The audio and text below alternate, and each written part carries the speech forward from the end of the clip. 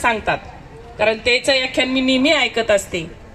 ते सांगतात डीजे पुढे नाचणारे मुलं कसे असतात म्हणून आईनी पण आग्रह न धरता आईनी सुद्धा साध्या पद्धतीने लग्न करायसाठी मुलांना भाग पाडलं पाहिजे.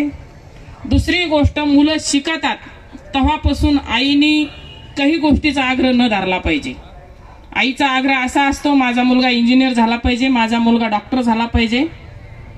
हे स्वप्न मात्र आईचं असतं.